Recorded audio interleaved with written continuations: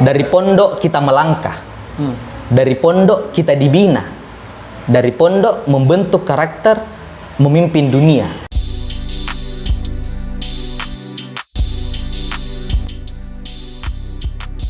Halo kawan-kawan, Assalamualaikum warahmatullahi wabarakatuh. Senang sekali rasanya hari ini saya ditemani oleh kawan saya. Beliau adalah Ketua Umum Ikatan Keluarga dan Alumni Pondok Pesantren Sultan Hasanuddin, Fauzi Ahmad Abdillah. Oke, terima kasih Kak Edi.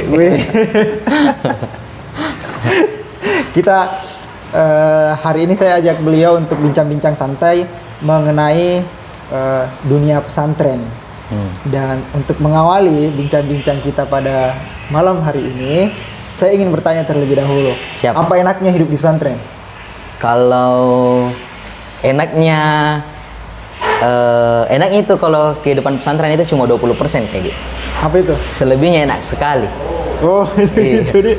Jadi 80% kehidupan di pesantren itu adalah enak sekali. Kenapa demikian? Karena kehidupan di pesantren itu dengan konsep pola pembinaan pendidikan karakter di pondok pesantren itu sedikit banyaknya berbeda dengan pola-pola pendidikan sekolah-sekolah formal lainnya.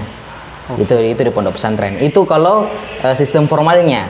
Kemudian yang kedua, kalau umpamanya di pondok pesantren itu, saya rasa teman-teman alumni pondok pesantren se-Indonesia yang mungkin melihat podcast kali ini, tentu mereka akan merefleksi kembali, mengingat kembali, apalagi suasana Ramadan ini Kak Edi.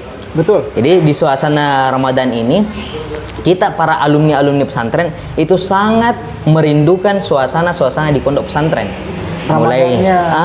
Suasana Ramadan. Mulai dari bagaimana caranya dia sahur. Ada yang cerita mungkin ada yang sahur pakai kerupuk sama nasi hangat kayak di. Ada orang yang di pesantrennya ada yang bisa makan Indomie. Boleh, Indomie ada telurnya dibawanya lagi, disembunyi lagi tuh Indominya. Karena takut diambil. Cerita-cerita seperti itu yang susah untuk diulang kembali ketika dia sudah menjadi alumni pondok pesantren. Itu kalau cerita kisah kasihnya. Kalau kasihnya di pondok pesantren itu kayaknya sudah tidak bisa lagi diceritakan ulang karena kasih di pondok pesantren itu, mohon maaf kayak istri saya alumni pondok pesantren juga. Saya juga. Dan saya rasa kisah kasih di pondok pesantren itu luar biasa kalau mau diceritakan. Kalau podcastnya ini kayak tidak cukup waktu untuk menceritakan semua. Disingkat-singkat saja. Oke, seperti itu. Itu singkatnya. Oke. Kisah kasihnya banyak sekali. Kalau terkait itu bisa saya bilang bahwa konsep pesantren itu adalah konsep full day school yang sebenarnya ingin diterapkan oleh pemerintah.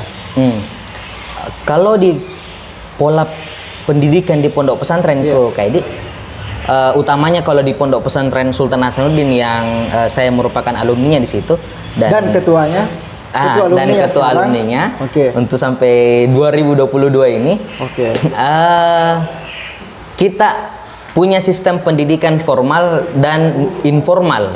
Jadi formal dan informal. Formalnya itu kita masih mempelajari pelajaran-pelajaran umum seperti matematika yang membingungkan, fisika yang mempusingkan, dan lain sebagainya. Kimia.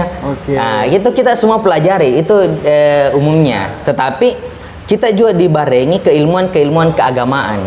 Misalnya usul fikih, balago, dan lain sebagainya, mahfuzat, mutola dan lain sebagainya. Jadi ada banyak pola-pola pelajaran-pelajaran yang didapatkan di pondok pesantren sebagai tambahan pengetahuan kepada kita. Dengan harapan, dan itu sangat bermanfaat. Dengan harapan bahwa ketika para alumni pondok pesantren ketika keluar dari pesantren masih memiliki sifat dan ciri-ciri anak-anak pesantren. Seperti itu tidak bisa lepas kayak ini. Kalau parahnya begini kayak ini. Kalau ada orang senakal-nakalnya alumni pondok pesantren, di dalam dirinya itu masih menyimpan sifat dan ciri-ciri seorang santri. Santri? Iya, seperti itu. Seperti apa sih ciri-ciri santri itu? ya bagaimana cara kita tata krama kita dengan orang yang lebih tua, apalagi para guru-guru kita yang sekarang ini terdegradasi, dekadensi moral kalau bahasa-bahasa Berat sekali. Iya, bahasa-bahasa ilmiahnya Dekadensi kayak moral. Nah, makanya kita menyikapi pola pendidikan pesantren saat ini tuh alhamdulillah dengan apalagi perhatian pemerintah pusat dengan diberlakukannya kemarin Undang-Undang nomor 18 kalau tidak salah tahun 2019 tentang pesantren itu memberikan keleluasaan yang sangat besar kepada pesantren untuk membentuk, membina di pondok pesantren. Oke. Dulu itu kayak kalau orang berbicara tentang pesantren, biasa kita diartikan ijazah orang anak pesantren itu di pesantren-pesantren di Jawa misalnya kayak ada yang taruhlah misalnya ijazahnya itu memang dia full kitab kuning, bahas kitab kuning. Itu tidak diakui. Tidak diakui dulu. Itu dulu ya. Tetapi setelah diterapkan undang-undang tentang pondok pesantren ini, alhamdulillah itu menjadi terakomodir. Jadi ada mekanisme tersendirinya. Belum lagi perhatian pemerintah tentang pembiayaan kepada pondok pesantren. Jadi kucuran-kucuran dana baik APBN maupun APBD itu masuk ke dalam pondok pesantren. Alhasil apa? Pembinaan pondok pesantren ini semakin bergairah. Kalau kita melihat di Sulawesi Selatan ini khususnya, kalau secara kasat mata hampir tiap tahun ada tumbuh pondok-pondok pesantren yang baru. Artinya apa? Pola pendidikan pesantren menjadi rujukan yang bagus untuk membina dan membentuk karakter anak seperti itu. Tapi saya mau tanyain soal pesantren dan modernisasi. Oke, saat ini menjadi sulit difahami apa sebenarnya pesantren dalam tanda kutip pesantren yang dulu dengan sistem boarding school sekarang. Oke. Jadi ada perbedaan antara taruhlah misalnya kan boarding school itu beda-beda pola-pola manajemennya. Kalau pola pondok pesantren ada yang memang menitikberatkan tentang keilmuan umum dan keagamaan. Ada juga yang boarding school tetapi lebih fokus kepada keagamaan, tidak memberikan keilmuan-keilmuan umum. Jadi itu yang bisa jadi. Nah ini yang dimaknai sebagai pesantren di yang dulu, maksudnya pesantren yang dulu. Ya yang hanya belajar kitab kuning, betul. kitab dan seterusnya, dan tidak ada pelajaran-pelajaran tambahan. Adapun pelajaran tambahan misalnya itu dilakukan di luar pondok. Oke, itu. Jadi seperti itu yang pola-pola pendidikan yang dulu kayak di. Tetapi sekarang alhamdulillah sekarang itu kayak kalau umpamanya kita melihat luaran pondok pesantren karena keilmuannya itu diseimbangkan. Seimbang itu kalau di pondok pesantren itu kayak bisa jadi 20-80 itu dibilang seimbang. Karena kalau menempatkan sesuatu pada tempatnya. Betul, menempatkan sesuatu. Kan kalau dalam Islam itu kayak pembagian warisan juga itu 2 dengan 1 itu juga adil. Iya, perempuan dengan laki-laki. Nah, di pondok pesantren kalau kita kembali lagi ke pola pendidikan pesantren, alhamdulillah luaran pondok pesantren saat ini itu bisa nge-influence ke berbagai sektor kegiatan-kegiatan real yang ada di Indonesia ini. Ada alumni pesantren yang jadi politikus. Banyak sekali. Ada yang aktif di birokrasi, itu banyak sekali. Kalau ke alumni kami di pondok pesantren Sultan Hasanuddin khususnya, ada yang bergerak di politikus, ada yang di birokrasi, ada anak-anak yang aktif berwirausaha. Taruhlah misalnya kita lihat di brand ini. Mantap. Luar biasa ini. Salah satu hikmahnya kita saling mensupport kegiatan-kegiatan alumni pondok pesantren. Kenapa? Kita punya modal yang banyak ini. Kita punya modal yang begitu besar setelah pesantren karena 6 tahun kita bersama, kita sudah mengetahui karakter masing-masing seperti itu. Jadi hidup di pondok pesantren itu investasi pertemanan juga, silaturahmi yang selalu terjaga sampai sekarang. Lebih daripada itu kita memang harus saling dukung antar alumni pondok pesantren. Kenapa demikian? Karena Kalau bukan kita, siapa lagi begitu ya? Saling mendukung. Kalau kita berharap orang-orang yang di luar dari kita, sementara kita di dalam kehidupan pesantren itu sudah 6 tahun lamanya, tentu kita lebih apa ya, punya rasa empati yang lebih besar kepada teman-teman kita sepondok pesantren, salma mater, seperti itu. Jadi sepenting itukah kedudukan pesantren saat ini? Sepenting itu, kalau dikatakan sepenting itu sangat penting sekali. Sangat penting sekali. Apalagi sekarang semakin diminati ini pola-pola pendidikan di pondok pesantren. Alhamdulillah ini Kak saya sebagai ketua, kalau namanya ketua untuk sampai hari ini itu merasa terbantu sekali dengan animo masyarakat yang banyak memasukkan anaknya ke pondok pesantren. Jadi pondok pesantren itu tidak usah melakukan marketing bagaimana anak-anak bisa masuk pesantren, karena alumni luar pondok pesantren itu adalah marketingnya pesantren itu, seperti itu. Jadi alumni itu adalah wajah dari pesantren itu sendiri. Betul, itu wajahnya begitu deh. Begitu juga pesannya dulu ustadz-ustadz kita. Betul. Itu yang kita ingat sebelum keluar dari pondok, selalu diingatkan bagaimana bahwa kalian ini adalah citra dari pondok pesantren. Itu yang harus kita jaga Kak. Kita adalah wajah dari pesantren kita gitu ya. Yang jadi pertanyaan besar sekarang Kak apa yang harus kita berikan lagi ke pondok pesantren pasca kita menjadi alumni begitu? Ya kasih wajah senyuman. Itu yang harus. Jadi itu saya biasa kadang berpikir kalau umpamanya melihat semangat teman-teman alumni, ada yang menjadi penulis. Kalau saya lihat ini buku birokratisasi Islam di Indochina,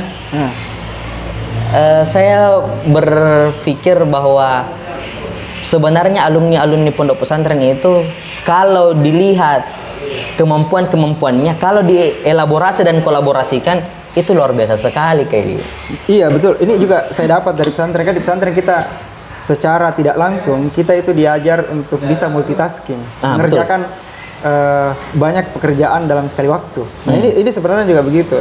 Saya pergi jalan-jalan sekaligus penelitian. Jangan sampai juga penelitian dibiayai oleh negara. Oleh diri saya, penelitianku oleh diri saya sendiri. Oh, jalannya disponsori oleh. Pokoknya itu kalau bahasa kasarnya, kalau kita orang Makassar anak-anak pesantren itu banyak akal-akalnya, akal baik itu akal salah maupun akal baiknya, seperti itu. Saya rasa teman-teman alumni pondok pesantren dimanapun ia berada saat ini punya pengalaman menarik, punya pengalaman menarik, punya pengalaman unik, punya pengalaman aneh-aneh soal hidup di pesantren. Iya kalau apa pengalaman paling mengesankan tadi pesantren? Ini apa itu nih? Saya saking banyaknya saya tidak bisa jabarkan satu-satu. Saya ada banyak di kepala aku, cuma tidak bisa saya publik. Karena itu pesantren Jadi saya kalau sama cukup diketahui sama teman-teman kita saat ini. Berarti lebih ke aib itu seperti itu. Artinya seperti ini kesyukuran kita sebagai alumni pesantren, meskipun kita tidak tahu ini akan menjadi apa kita 5-10 tahun ke depan, tetapi pondok pesantren itu pernah saya dengar ada semangat begini: dari pondok kita melangkah, dari pondok kita dibina, dari pondok membentuk karakter memimpin dunia, seperti itu. Kata-katanya siapa ini? Itu saya dengar dari pemuka-pemuka pondok pesantren Gontor. Oh, ya, gitu. seperti itu. Karena pesantren kita juga, ya, kita banyak terpengaruh dengan nilai-nilai pondok-pondok yang ada di Jawa, seperti itu. Ya, berbagi nilai yang sama. Betul Iya tuh. Bagaimana mereka kalau umpamanya menghormati gurunya, bagaimana mereka solidaritasnya antar alumni, seperti itu yang menjadi semangat kita bersama untuk bisa saling jaga di para alumni di pondok pesantren. Terakhir ini saya mau tanyakan soal bagaimana perspektifnya Pak Ketua soal modernisasi pondok pesantren itu. Sekarang kan banyak juga pesantren yang cenderung kelihatan lebih dominan umumnya, prestasi-prestasi umumnya ketimbang agamanya. Kalau dikatakan bagaimana modernisasi pondok pesantren saat ini, saya rasa dengan gambaran seperti itu tadi, itu memberikan 1 poin lebih kepada pondok pesantren. Artinya apa? Tapi apakah itu tidak mengurangi nilai-nilai yang sudah mapan di pesantren? Kami rasa dengan penerapan, dengan perhatian pemerintah itu lewat disahkannya undang-undang itu, praktis memberikan ruang kepada alumni pesantren atau santri-santri pondok pesantren untuk memberikan pola-pola pembinaan yang jauh lebih modern. Kalau di pesantren kami pesantren Sultan Hasanuddin itu bahkan ada sudah pesantren. Bahkan ada SMK Hasanuddin yang dia fokus tata busana, yang fokus tentang teknologi jaringan, komputer dan jaringan, TKJ dan lain sebagainya. Itu menjadi Jadi mereka sudah belajar ilmu-ilmu terapan. Ilmu-ilmu terapan. Selesai dari situ sudah siap. Sudah siap. Jadi kita berharap, kita ini kan untuk anak-anak alumni pondok pesantren, baik itu 3 tahun maupun 6 tahun di pondok pesantren, itu sudah diberikan bekal mentalitas yang bagus. Bagaimana dia membangun karakternya.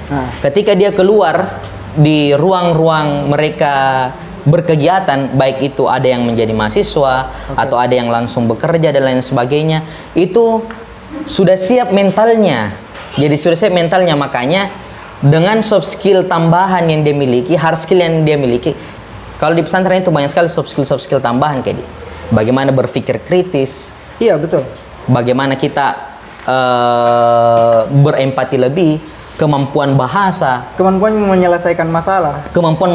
Misalnya kalau saat tidak pergi sholat, baru tiba-tiba ada pembina datang ke kamar, tiba-tiba bisa langsung lompat lewat jendela. Itu salah satu problem solving yang lari dari masalah itu lari dari masalah.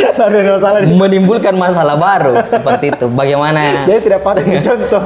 Bagaimana mereka ketika membawa alat elektronik, kemudian membuat ruang bawah tanah, menyembunyikan elektronik. Pokoknya banyak sekali kemampuan yang sebenarnya waktu pondok pesantren itu ada lelucon, tetapi ketika keluar dari pondok pesantren itu menjadi bekal tersendiri bagi mereka. Jadi bagaimana itu bisa dibayangkan kalau dia sudah terbangun mentalitas seperti itu, kemudian dibekali lagi kemampuan bahasa. Sekarang kalau terakhir kemarin kita ada sosialisasi dari Tentara Nasional Indonesia memberikan jalur tersendiri untuk alumni pesantren yang mau masuk menjadi anggota TNI. Ada juga beasiswa pendidikan, baik itu S1, S2 dari Kementerian Pendidikan dan LPDP, itu memberikan ruang kepada alumni pondok pesantren. Ada juga dari BLK memberikan keleluasaan kepada pondok pesantren yang akan diberikan fasilitas untuk mereka menjahit, untuk mereka praktek komputer dan lain sebagainya. Banyak sekali intervensi pemerintah yang bagus kepada pondok pesantren ini, memberikan keleluasaan kepada para santri-santri, para pembina pondok pesantren untuk terus berkembang, berkreasi seperti berinovasi gitu ya. Iya. Saking pentingnya pesantren. Makanya kalau sekarang kalau kita mau masuk di pondok pesantren, kalau pola-pola pendidikan yang kita dulu, tanpa mengesampingkan bagaimana kita dibina membentuk bahasa, bagaimana tata krama kita, tanpa mengesampingkan itu. Tetapi dengan nilai tambah, kalau di pesantren kita ada yang jago pencaksilat, jago paskibraka, jago pramuka, jago bahasa, pidato, dan lain sebagainya. Bapak itu bisa semua ya? Kecuali paskibraka? Saya kecuali pencaksilat. Saya pencaksilat saya tidak aktif Biasa kalau latihan pencaksilat saya sembunyi. Sama aja berarti. Cuma enggak pernah ketemu di persembunyian. Closing statement sebagai tentang pesantren. Apa harapan lagi tentang pesantren ke depannya? Bukan hanya pesantren Sultan Hasanuddin, pesantren Pada tempat umumnya. kita lahir, tapi pesantren-pesantren di Indonesia. Harapan saya berharap kepada rekan-rekan alumni dimanapun berada. Teman-teman ini adalah mercusuar dari pondok pesantren. Artinya apa? Melalui lidah teman-teman lah, melalui karakter-karakter teman-teman yang memberikan kesan kepada masyarakat agar bisa memasukkan anaknya untuk dibina, dibentuk karakternya di pondok pesantren. Kenapa demikian? Karena di pondok pesantren itu yang saya bilang tadi, keilmuan itu akan lebih seimbang. Keilmuan umum dan keilmuan keagamaan itu terpenuhi.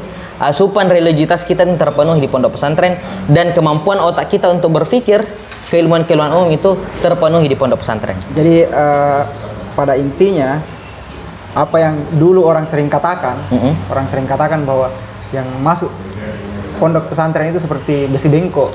Betul. Harus dipukul-pukul dulu. Bengkel. Iya, harus dipukul-pukul dulu baru bisa lurus kembali. Nah, tidak berlaku itu sekarang. Tidak berlaku Mikedi, karena cenderung kita begini. Filterisasi orang masuk ke pondok pesantren itu, kita di pola-pola pembinaan pesantren ini menerima semua karakter. Artinya masa pubertasnya anak-anak, bayangkan ini Kaidi.